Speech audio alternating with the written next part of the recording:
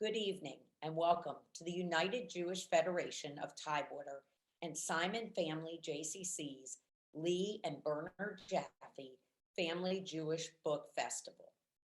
Today's discussion is brought to you as part of the JCC Book Club series. We have a very exciting conversation ahead with an extremely special guest. We will be discussing Careful What You Wish For, the latest crime and thriller novel written by today's guest, Hallie Ephron. My name is Alicia Friedman, and I am thrilled to be here with you all tonight. Before we begin, of course, a few programming notes. Today's event is brought to you in a webinar format, so you will be muted throughout the program and you will not be able to see the other attendees. If you have a question, please type it into the Q&A, which you can find at the bottom of your screen. We will try to address as many questions as possible with time permitting. Now to introduce our guest. Hallie Ephron is a New York Times best-selling author, an Edgar Award finalist, and a 5-time finalist for the Mary Higgins Clark Award. She has written multiple novels, including You'll Never Know, Dear, Night Night Sleep Tight, Never Tell a Lie, Come and Find Me, and There Was an Old Woman. She also co-authored the Dr. Peter Zak Mystery Series. Hallie Ephron teaches writing at workshops and writing conferences across the country and abroad. Her book, Writing and Selling Your Mystery Novel, was nominated for Edgar and Anthony Awards. You may recognize her last name because her family is full of famous writers. Her parents both wrote Hollywood screenplays, and her 3 sisters, Amy, Delia, and Nora, are also well-known writers. Please give a very warm welcome to Hallie Ephron. I'm Hallie Ephron, and I'm so happy to be here. Thank you, Alicia. Thank you so much for that great introduction.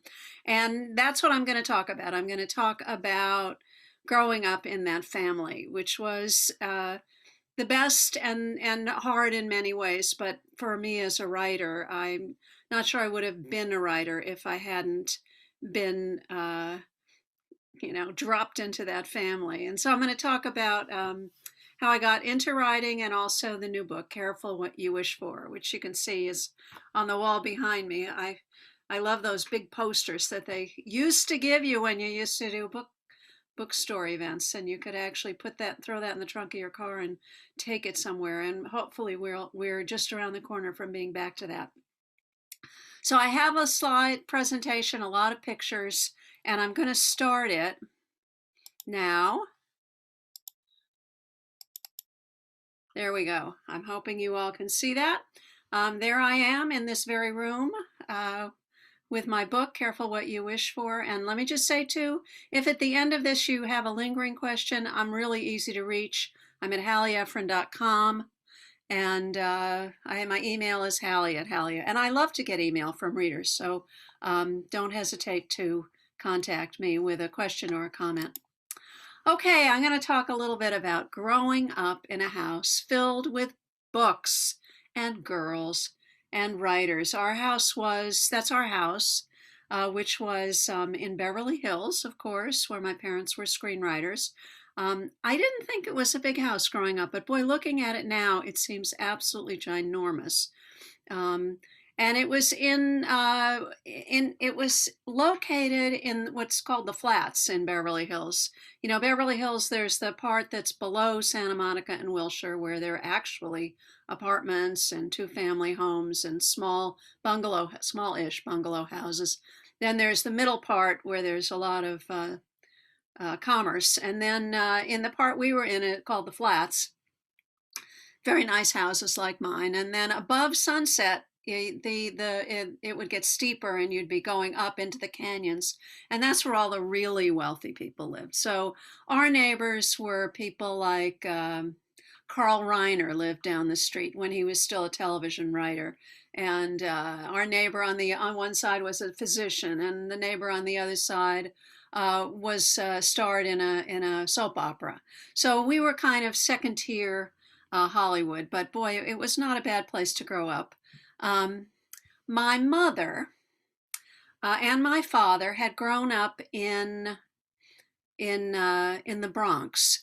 Their parents had come from Belarus at around the turn of the century, not during World War I or World War II, but before that. And so my parents had grown up in the Bronx, and my mother went to Hunter College. My dad was the only kid in his family. There were five boys, or maybe four now that I'm thinking. No, five, who went to college, who they decided they could pay for college. He actually went to Cornell and got himself thrown out in his senior year and for stealing books. He's an idiot. But it was actually one of those, God closes the door and a window opens, because from there he moved to Manhattan, lived in Hell's Kitchen, worked on Broadway, talked himself into a job as a stage manager, and began to write plays at night. And that's where he met my mother, who was a student at Hunter, and then went on to be a secretary. She ran the office for a major Broadway producer. My dad met her and fell hopelessly in love with her.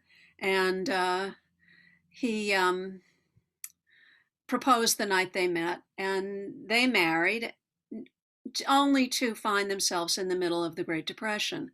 And so in 1941, my mother lost her job, because in those days you couldn't keep working and being pregnant, which meant they needed to move in with her parents on 116th Street. And this is a picture of my mother with baby Nora Ephron, the famous writer, producer, director of movies, and brilliant essayist, and my oldest sister. And I think this is probably the only motherly looking picture I have of my mother, because she was smart, wisecracking, hard drinking, hard smoking, not mother material really. But there she is in the Depression, stuck at home, taking care of a baby, pushing a baby carriage up and down Riverside Drive. She was miserable. And my dad, he was very smart. He said, "Don't go back to work. Let's write a play together." And they did. They wrote a play, and he'd been writing them, lots of them at night, and hadn't been able to get them produced. And their play was called Three as a Family. It ran on Broadway at the Belasco Theater. And it was the story of a couple who, during the Depression, have a baby and they have to move in with her parents. So it was taking their own pain and turning it into comedy, which is kind of what my family does. That's what Nora did with Heartburn. And so it was a hit. And what happened then was just must have felt like hitting the lottery, because of course everyone they knew who was writing in those days was making their way to Hollywood.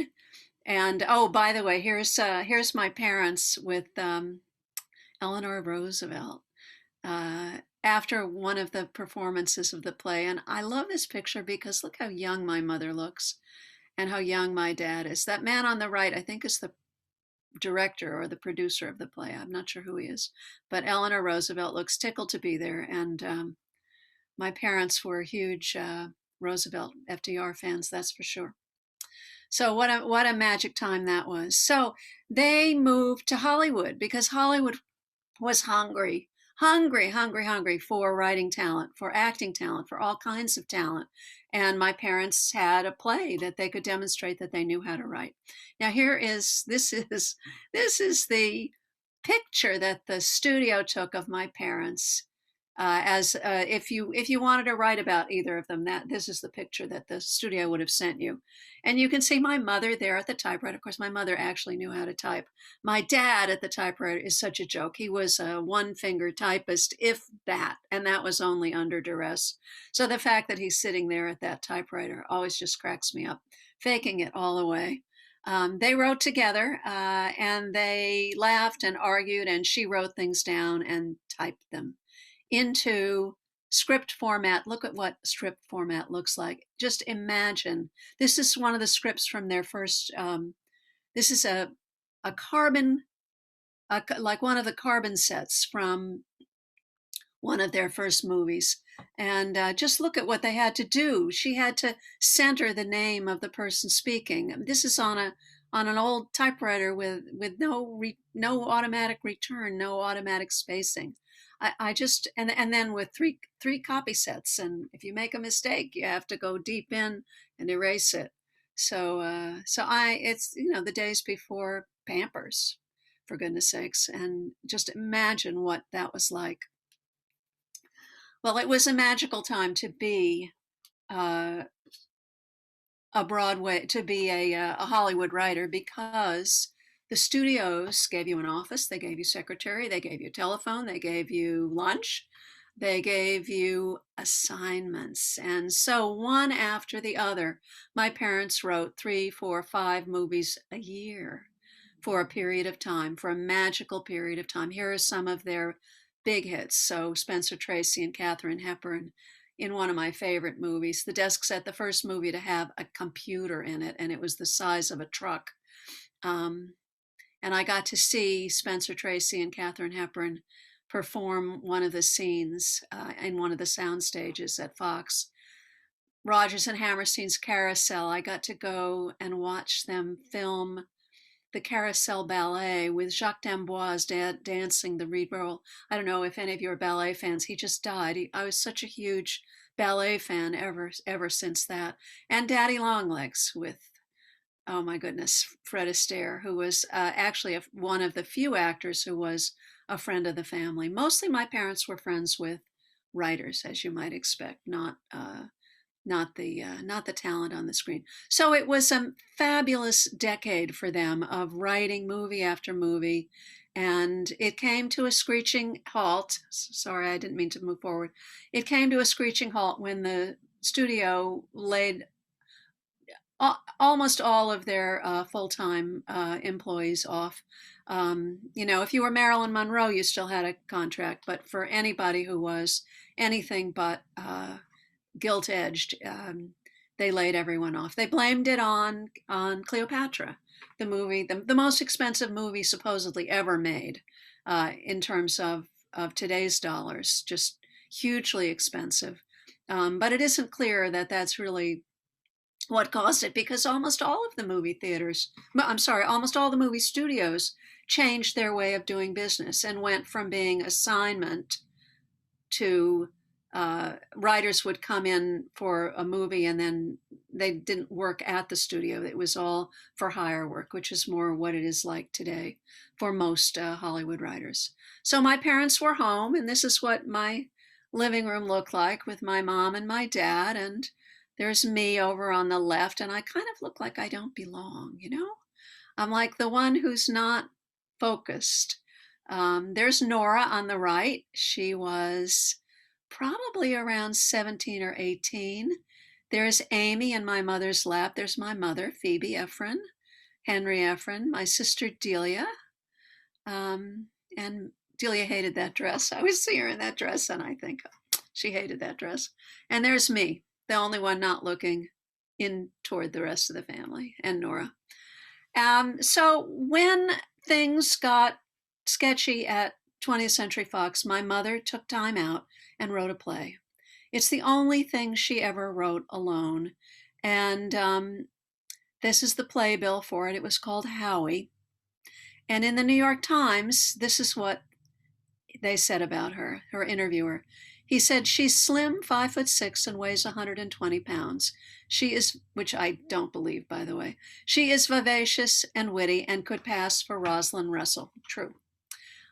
Quote, I'll kill you if you describe me coming out of the kitchen with flour on my hands and sitting down and writing funny lines. I don't go into the kitchen very often, except for ice cubes for a drink. We have a cook for the cooking and a nurse for the children. I've been a full-time writer since 1943, and I put in a full day at the office. You could say my mother was a tough cookie. Yes, she was certainly not into any of the traditional roles of mothering. She was not particularly a feminist either. She wanted to succeed period. Gender, irregardless of gender. She wanted to be valued for her talent.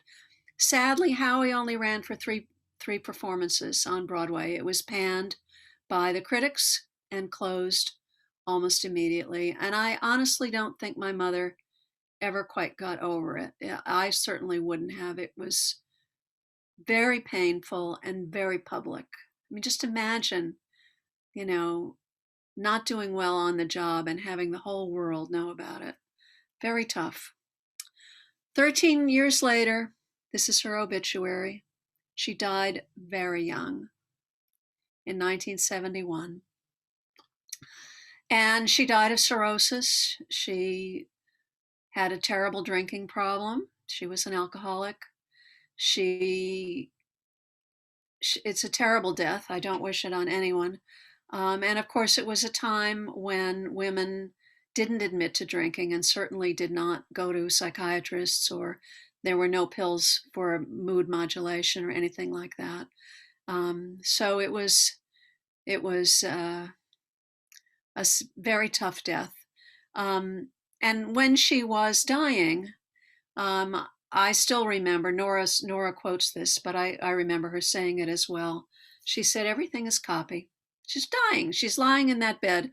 Gradually, she's never going to get up again, and she's advising us to take notes.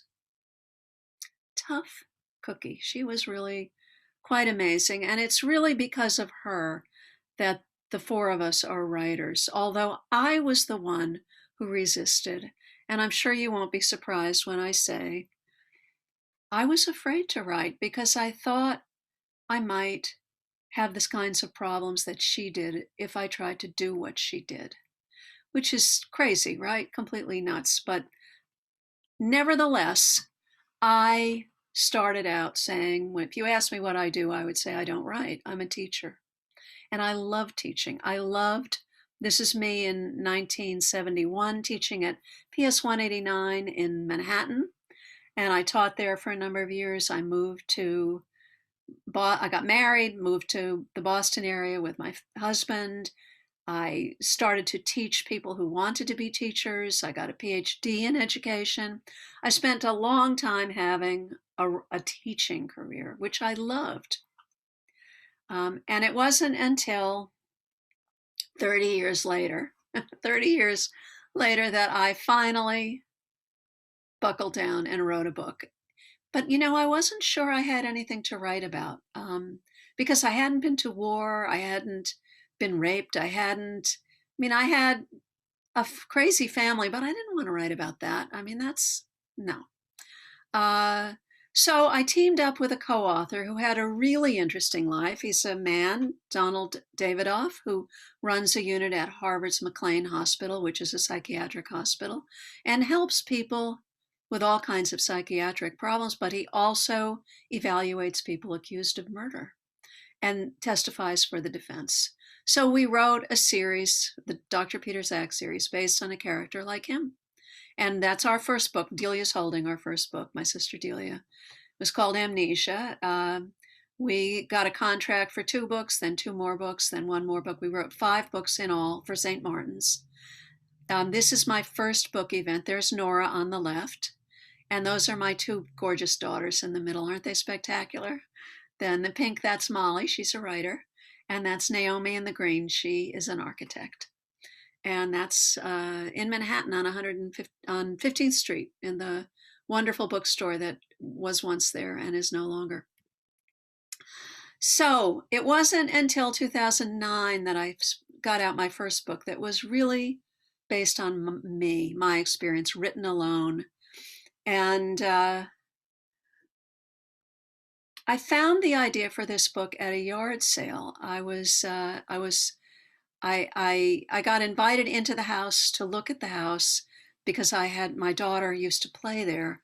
And I thought when I was inside, what if a woman goes to a yard sale, she talks her way into the house, she goes inside, and she never comes out? And I thought, that's a book. And I decided the woman having the yard sale would be pregnant with her first child, almost ready to give birth. And the woman who comes and disappears is also pregnant, 9 months pregnant. And that was Never Tell a Lie. I got a starred review in Publishers Weekly. They called it deliciously creepy. I'm still quoting that about my writing. And miraculously, it was made into a Lifetime Movie Network movie, which was wonderful for me because although it's not really a very good movie, if you want to see it, it's called And Baby Will Fall. Um, like I said, it's not great.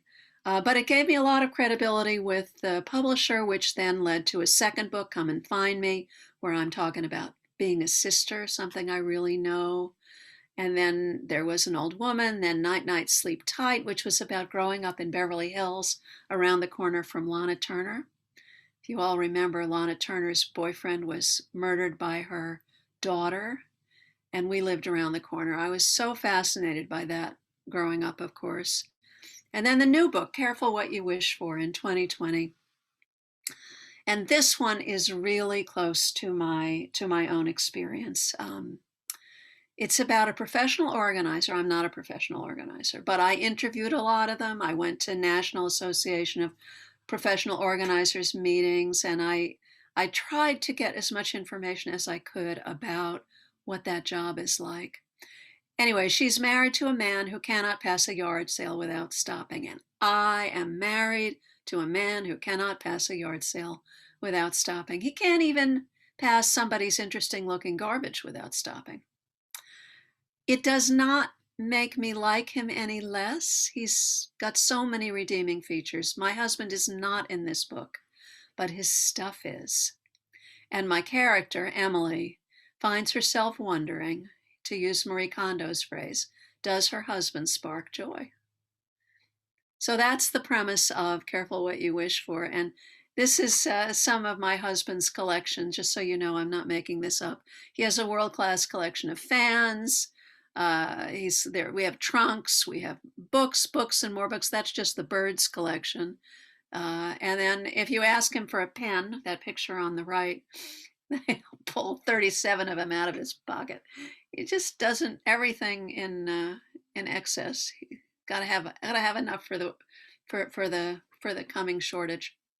So the book, when I was talking to professional organizers, one of the things one of them told me was very often when she's called in, she's almost a marriage counselor because the husband is the collector and the wife is the get rid of her, or the other way around, and so she calls them mixed marriages. And I love that term because it is something you have to negotiate. You have to live with the stuff.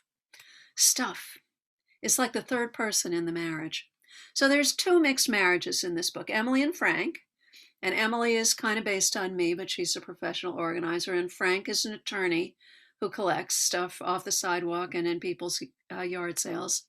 And then there's Quinn and Walter. And Quinn is married to a man who is not like Frank. Frank collects anything that catches his eye. Walter is a connoisseur. He has collections, curated collections on the walls of his house, his furniture, everything is handpicked. And Quinn could care less about things. And so all of this stuff, they married 3 years ago, Quinn's stuff, he doesn't want any of it in his house because it sullies his collection. So you got Quinn with all her stuff still in the garage from when she married him, and Walter keeping his house pristine, trying to control their space. And Quinn hires Emily to help her finally get rid of all the things she used to have. And the two of them bond. They have a kind of night of drinking, and when Emily's there, and where is that page? Here we are. Yeah. Emily and Quinn are complaining about their husbands to each other, and Quinn says, "Think there are any charities that can come over and pick him up? Maybe we should just chuck him off the roof to accidents waiting to happen." Quinn raised the bottle and then lowered it. Her look turned sober. "Or maybe it's safe to hire a hitman, a complete stranger, and be done with it." She gave Emily an appraising look. "So, could you?" Now, if you're a mystery fan, you recognize this setup because I was inspired, yes, by Marie Kondo, but also by, I took out that slide. I'll have to just tell you. Oh, there it is on top. Strangers on a Train the wonderful Patricia Highsmith novel about two men who meet on a train, and they both have people that they would like to be rid of in their lives, and they agree to swap murders, or one of them thinks they've agreed to swap murders. And so I love Patricia Highsmith. She's so seminal in so many ways for today's suspense and domestic suspense. So that's where I began. A little Patricia Highsmith mixed with a little Marie Kondo. And then there's a third couple, a third mixed marriage in the story. Ruth has been a widow for a year. Murph died a year ago, and Ruth still has all of his stuff. The cup of coffee that he was drinking the morning he died, the chair, the newspaper that he was reading. She just hasn't been able to get rid of anything that was his. She's still getting over it a year later. And so she calls Emily to come and help her finally deal with this. And as they're going through the papers on Murph's desk from the day he died, they come across a storage unit bill, a yearly bill for a storage unit, a mysterious storage unit that Ruth didn't know he had. And so the whole question is, what's in the storage unit? Now, if you know my books, there's not going to be a severed head in the storage unit. I'm not going down the Silence of the Lambs route. I write books, I always say, that are a little creepy, but not icky. And if there is a storage unit in my book, it's not going to have a severed head in it. It's going to be something, well, there might be a dead body in it, but it's not going to be a bloody mess. And I'm not going to, I keep it at a distance. I don't like reading books myself that rub your nose in violence, or so I don't write them. I like to suggest. And the greatest thing happened, which was my editor called me after when the book was about to come out, and she said, "You're going to be reviewed in Time." And I said, "In Time for what?" Could not imagine that what she meant was you're going to get reviewed in Time magazine. And I had no idea who was going to write the review, who was Jamie Lee Curtis. I am the hugest Jamie Lee Curtis fan. I mean, she's smart. She doesn't take herself too seriously. She's got gray hair like me. She's a writer. I just think she's sublime. And Jamie Lee Curtis reviewed this. She did a full-page review of the book when it came out in Time magazine, and she writes this wonderful review for me. Ephron's dank and musty storage unit offer the perfect settings for piecing together of the puzzles.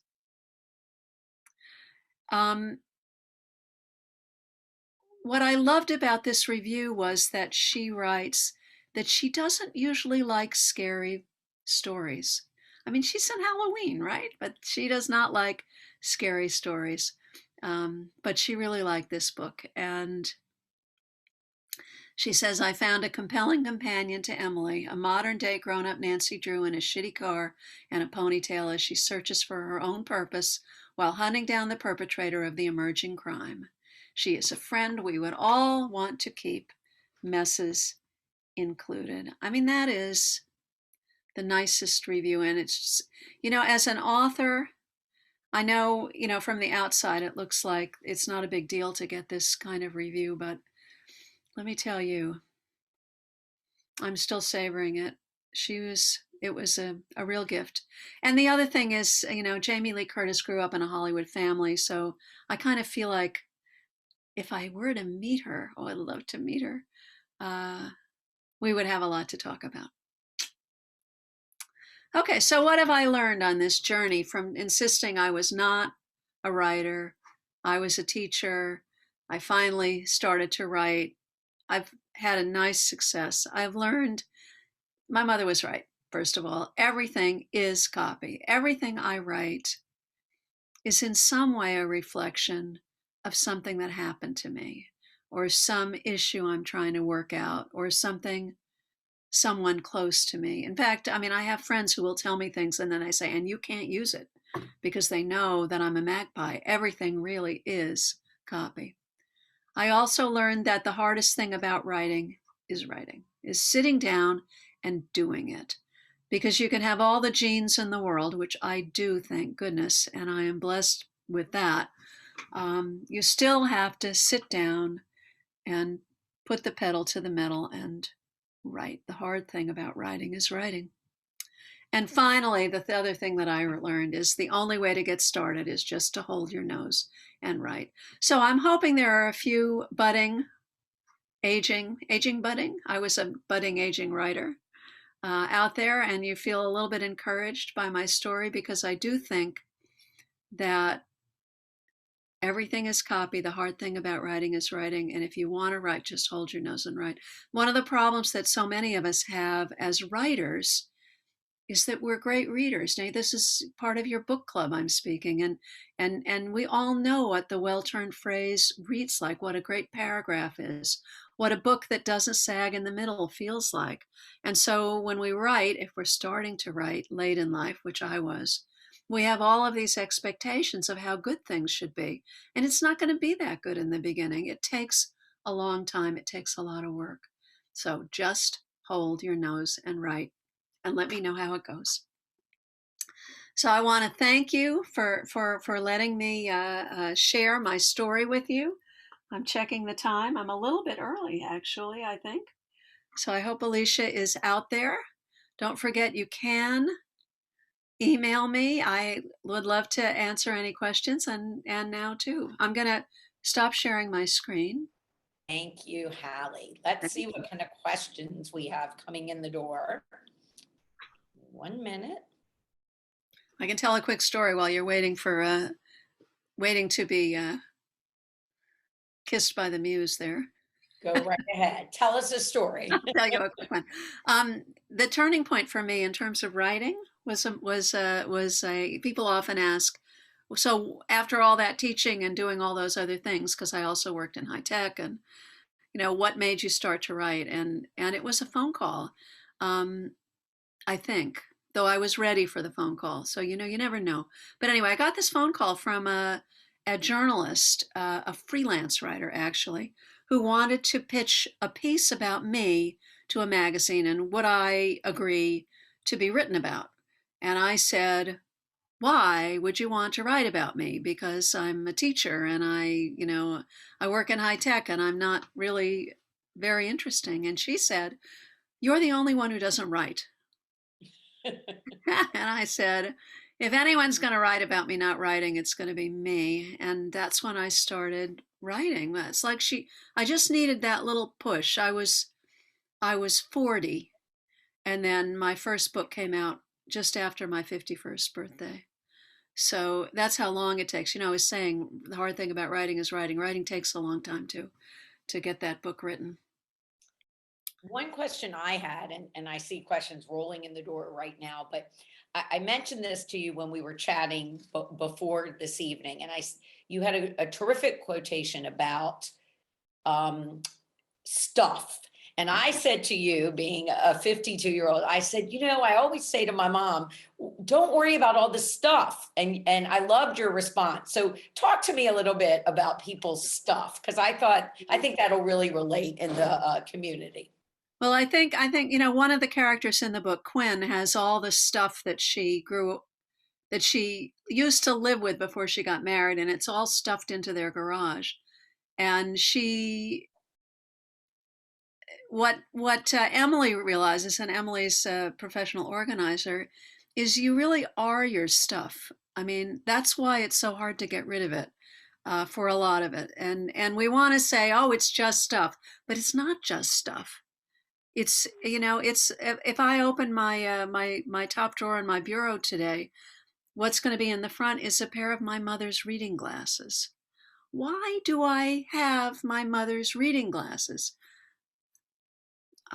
Because I can't throw them away. That's not a very good answer, but that's the best I can do. And I think that is what all of us come around to, is that you really are your stuff. And it's why it's so interesting, which people are anal about how everything is ordered, and which people are chaotic, and who is a compulsive shopper versus who is just trying to recycle everything. we all have completely different relationships with our stuff, and it is who we are. It's the essence of who we are. I thought that was a great answer. It made me ponder. Okay, here come the questions from the audience. What most fascinated you about professional organizers other than they are like marriage counselors? Oh, well, I think the intimacy of it, if you invite someone into your house, I mean, the closest cognate to it is really uh, a real estate agent, who comes into your house and assesses things and tells you, what terrible mistakes you made when you redid your kitchen and why you can't charge for the fancy bidet you put in and so on. Um, but a professional organizer gets into your underwear drawer, it's or into your if they're helping you with your office, it's they're looking at your business and how you organize your thoughts and your it's very intimate and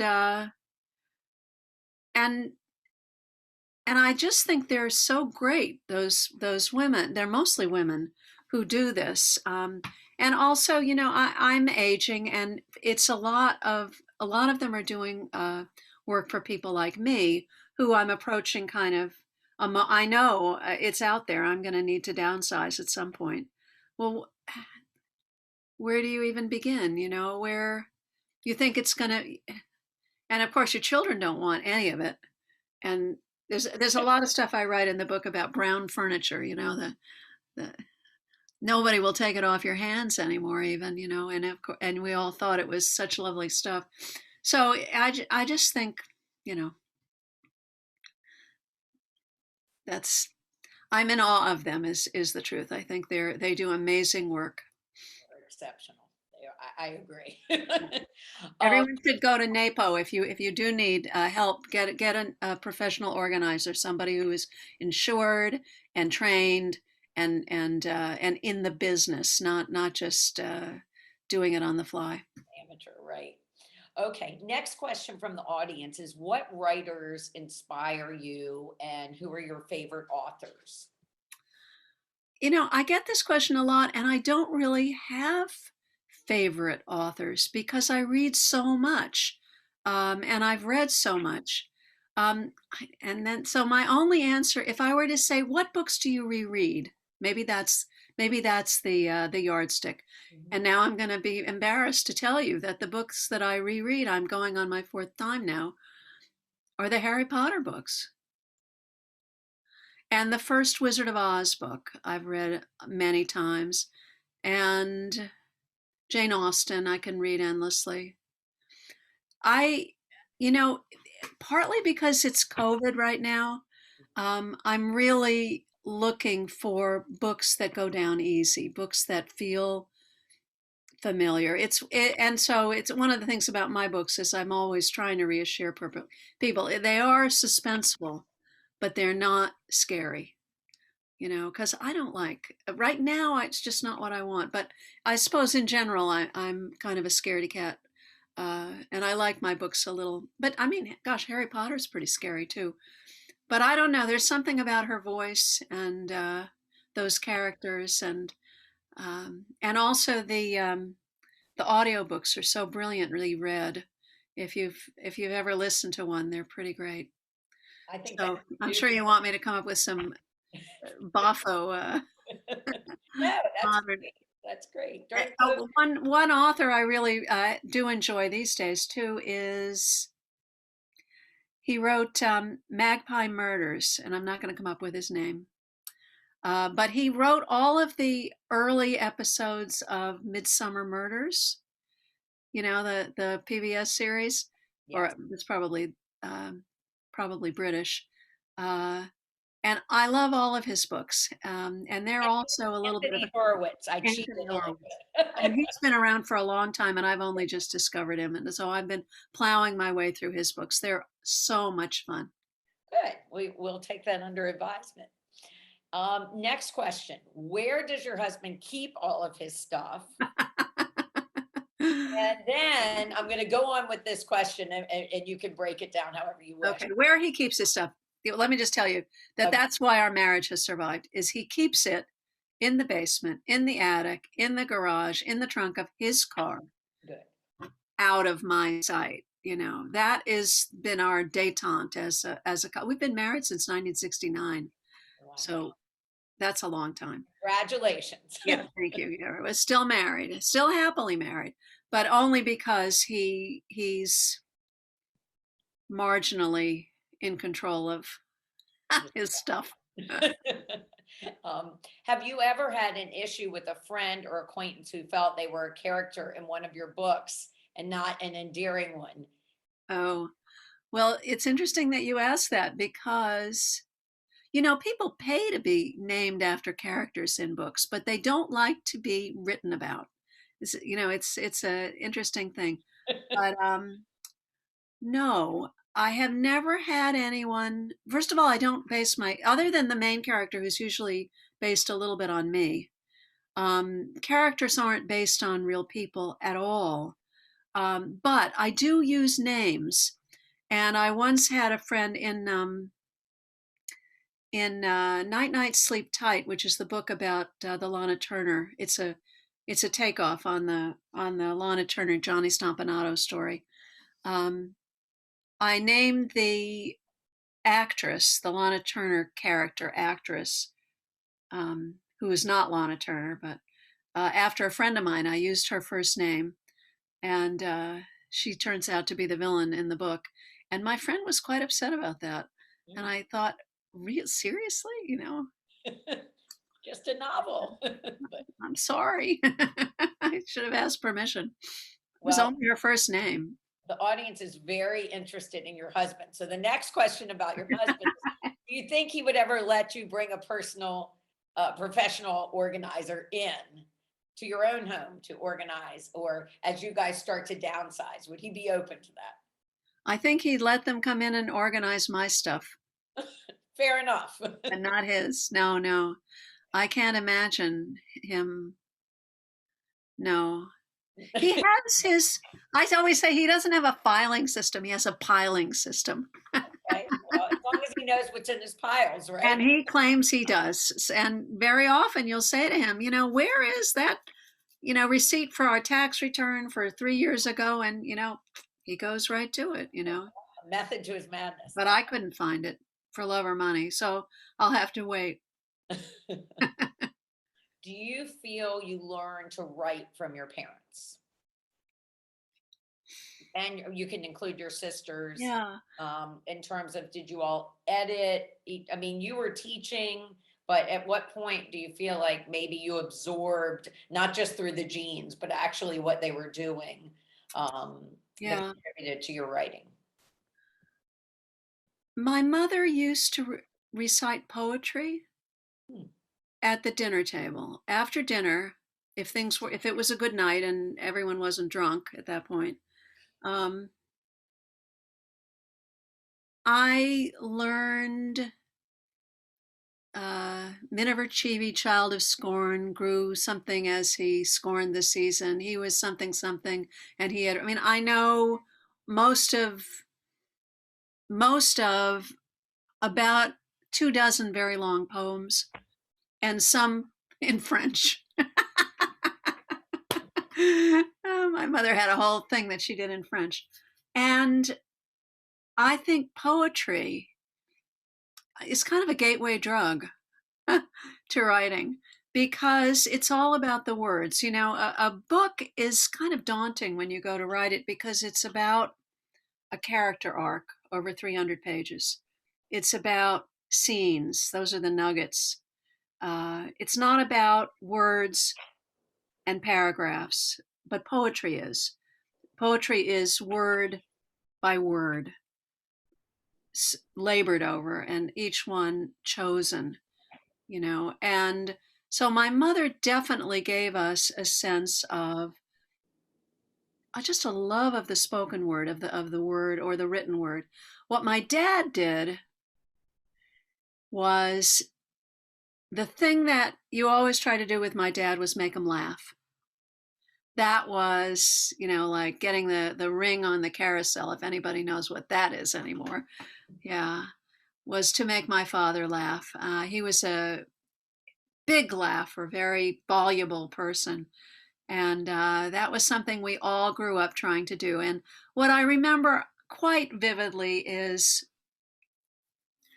just trying to make yourself heard at the dinner table. We always had a formal dinner.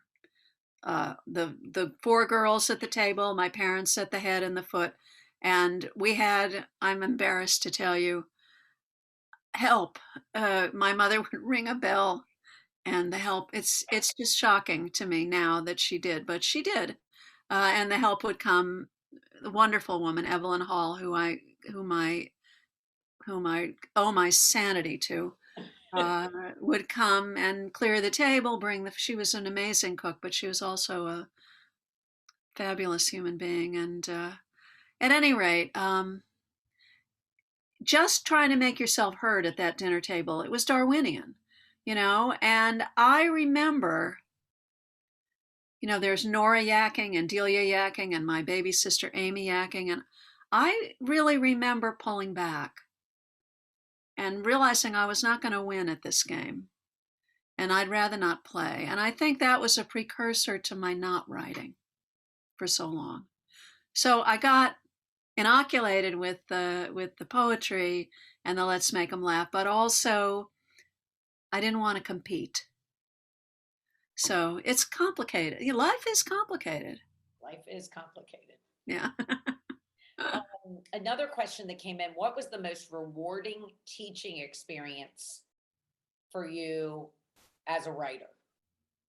And what frightened you the most about starting the most recent book? That was a double part. Okay, you're going to have to tell me the second one again because I'll be forget it. happy to. The first one, I'm still teaching all the time. I do a lot of workshops for writing conferences, and now I've been doing it on Zoom, teaching for different writing organizations. And by far the most satisfying thing is when somebody emails me and says, remember I was in your class in Minnesota or Wisconsin or Tuscany, maybe. Love to go back there. And I've just I've got an agent for my book, and I'm so excited for them, but also I have a lot of people, getting published these days is complicated and tricky, and a lot of people get scammed. A lot of writers get scammed, and so I'm also very happy when they email me and say, how does this sound? The agent wants the book, but they only want it if I'm not showing it to any other agents. Is that okay? Or they'll say, what's this clause in my contract, which basically gives away the rights in perpetuity to the characters. No, don't sign that. Cross it out. Just being able to be there for aspiring writers is a wonderful thing. And I am so thrilled when one of my students breaks through and gets an agent and then gets a book contract, and then I can go see them at a bookstore and get a signed book. It's magic. Yeah, I'm sure it is. And what was the other question? What frightened you the most about starting the most recent book? Oh, I think I always at about I call it the page 100 wall. I'm usually pretty good getting started in a book, and then around page 100 I have this moment where I think, what made me think I know what I'm doing here? And it's all about the thing about a novel is that it's usually about 60 scenes. It's 3 acts, first act, a big fat second act, and a smaller third act that has a particularly mysteries, they're suspense novels. They have a real shape to them. But running through it, the main character has to have an arc. There has to be something about that character that is going to change or not change through the course of what happens in the book. So in Careful What You Wish for instance, it took me a while to figure out why really was Emily so unhappy in her marriage, because we're going to get rid of the guy at the end. It's important to really understand that it's not just his stuff. And that's when I added, at about page 100, I decided I needed a more visceral reason for the unhappiness in this marriage, that the stuff is just a reflection of it. And I hope I'm not spoiling it for people, but there's a fertility issue that I decided they're having trouble having a child. And boy, there's nothing that can put a bigger strain on a marriage than that, I think. And then it peels out in all kinds of different ways, like get your stuff out of my face, but that's not really it's not what you're really about. So for me, it's always finding that main character's arc. What's going to change for that character through the course of it's like, Dorothy and the Wizard of Oz. The thing we forget about Dorothy is, why is she living with Aunt Em and Uncle Henry instead of Mom and Dad? She's an orphan. So when she gets lost in the world of Oz and she wants to go home, it's got a much bigger meaning for her and her character arc. And that's the brilliance of that story. But you don't think about it. It's like the writer's magic in the back. But for a writer, I usually don't find it until about page 100, after I've set everybody up and I have things happening, and then I think, so that's usually what I say. So what? I don't care enough yet, and then I have to find the thing that'll make readers care. So what is the time frame? How long does it take you once you sit down? I'm usually a book every 2 years. Right now I haven't written much, but COVID has really slammed the door on my productivity. But that's okay. I'm feeling like it's okay to slow down at this point. I've been doing a book a year or 2 books a year for trying to for 30 years. So, it's okay to take a breath.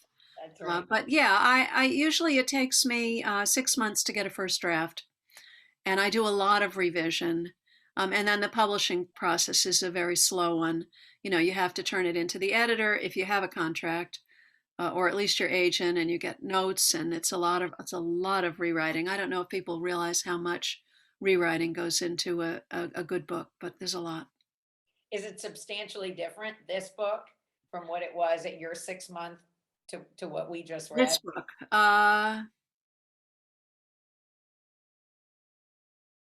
oh yes. That moment where there's a big twist that you read about. Yeah, I didn't see that coming until I wrote it. Okay. Neither did Yeah. I. Yeah. No, sometimes as a writer, I'll get into a scene and I'll be writing it and I'll think, no, this is too predictable. This is not what should be happening. And then you have to brainstorm your way out of it. What else could happen?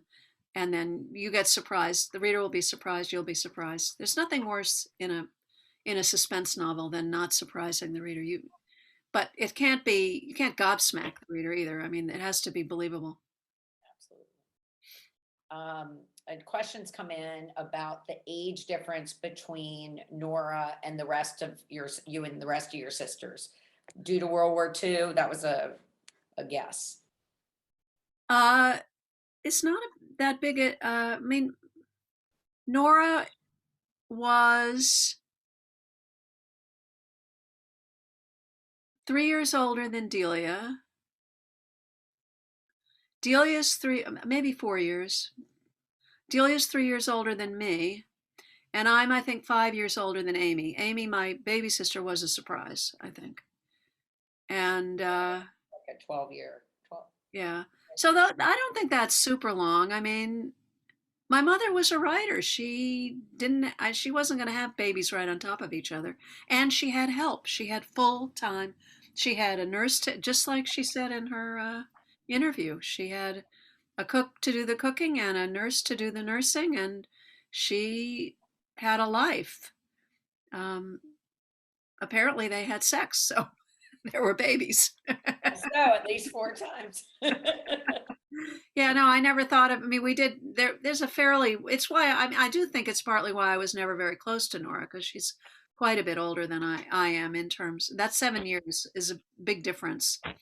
when you're growing up. The difference between a 7-year-old and a 14-year-old is pretty big. I think that rounds out the questions. And so I want to take this opportunity, Hallie, to thank you so much for your time this evening. Your book was a great read. I recommend it for everybody in the community who has not read it yet. And we really hope to have you in our community in person in the very near future. To our audience, thank you for joining us tonight, and I hope you did enjoy the program. Please be sure to visit jewishva.org/bookfest for all of our upcoming events. On May 20th at 7:30, that's 1 week from today, we will welcome the Blue Dove Foundation virtually to Tidewater. We also have a few more exciting book festival events coming up in June, and we hope you will join us. Good night, and thank you again for joining.